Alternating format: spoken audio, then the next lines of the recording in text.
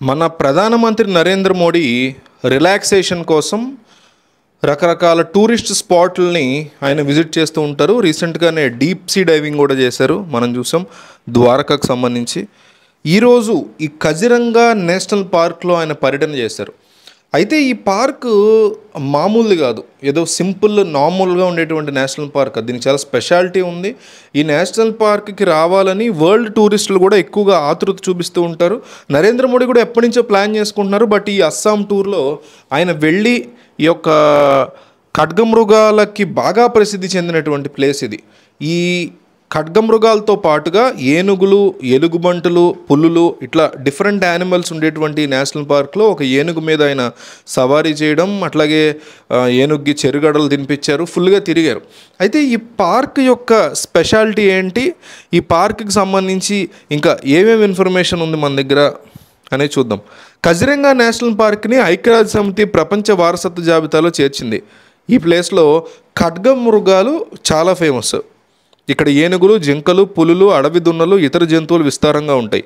ఈశాన్య రాష్ట్రంలో అద్భుతమైన జీవ వైవిధ్యానికి నిదర్శనంగా ఈ పార్క్ నిలుస్తోంది.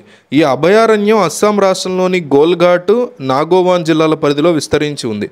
ఈ అభయారణ్యాన్ని 1904లో మొదలుపెట్టారు. ఆ తర్వాత కొంతకాలాన్ని దీన్ని నేషనల్ పార్క్గా ప్రకటించారు. మన దేశంలో ఉన్న అతిపెద్ద ఫారెస్ట్లలో కజింగా నేషనల్ పార్క్ కూడా ఒకటి. దేశంలో ఎక్కడా కనిపించని ఖడ్గమృగాలు ఇక్కడ మాత్రమే ఉంటాయి. ఇందులో ఈ అడవిలో ఉన్నటువంటి వాతావరణమే దీనికి కారణం. ఇక్కడ ఉండేటువంటి క్లైమేటు, అట్మాస్ఫియర్ కారణంగా ఇక్కడ ఎక్కువ ఈ రైనోసెరస్లు ఉంటాయట. ఈ అడవిలో పులులు, ఏనుగులు, నక్కలు, కోతులు, అడవి దున్నలు, జింకలు, దుప్పలు వంటి జంతువులు విస్తారంగా తిరుగుతూ ఉంటాయి.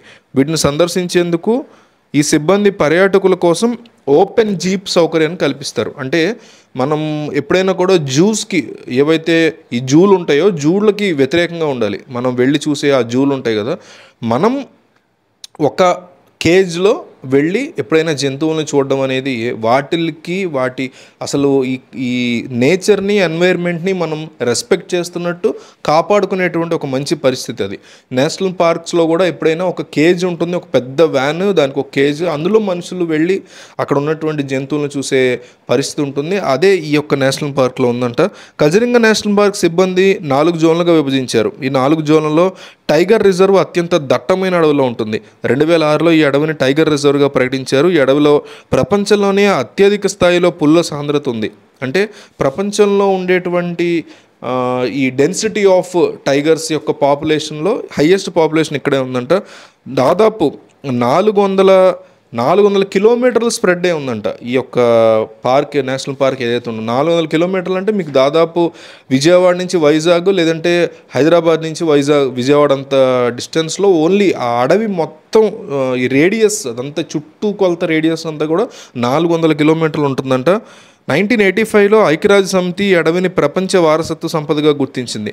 కేవలం జంతువులు మాత్రమే కాకుండా అరుదైన పక్షులు కూడా ఇక్కడ కనిపిస్తాయి. బ్రహ్మపుత్ర నది 365 రోజులు ఈ అడవి మీదుగా ప్రవహిస్తూ ఉంటుంది. అందువల్ల ఈ అడవిలో వృక్ష సంపద విస్తారంగా ఉంటుంది. ఉష్ణమండల తేమతో కూడిన మిశ్రమ ఆకురాల్చే అడవులు, ఉష్ణమండల పాక్షిక సహిత హరిత అడవులు, పొడవైన గడ్డి ఉన్న మైదానాలు, పొట్టి గడ్డి ఉన్న మైదానాల వల్ల ఈ అడవిలో విస్తారంగా జింకలు ఉంటాయి. పర్యాటకుల కోసం ఓపెన్ జీప్ సవారీ ఉంది. ఎంచుకున్న ప్యాకేజీల ఆధారంగా ఏనుగు సవారీ కూడా ఉంటుంది. ఇంతటి అత్యద్భుతమైన జంతుజాలం, విభిన్న జీవ వైవిధ్యం ఉంది కాబట్టి ప్రధాని మోడీ కజిరంగా నేషనల్ పార్క్ని చూసి మైమరిచిపోయారు. అందుకు సంబంధించిన ఫోటోలను కూడా పోస్ట్ చేశారు. ఇక ఈ అడవిలో నవంబర్ నుంచి ఏప్రిల్ 1 వరకు సందర్శకులకు అందుబాటులో ఉంటుంది. దీన్ని మే 1 నుంచి అక్టోబర్ 31 వరకు మూసేస్తారు. ఆ సమయంలో జంతువులు రీప్రొడక్షన్ కార్యక్రమాలను పెట్టుకుంటే, అందువల్ల ఆ టైంలో అడవి కంప్లీట్గా క్లోజ్ చేస్తారు. సో చాలామందికి ఈ పార్క్ గురించి తెలియదు, వాళ్ళందరికీ తెలిసేలాగా షేర్ చేయండి.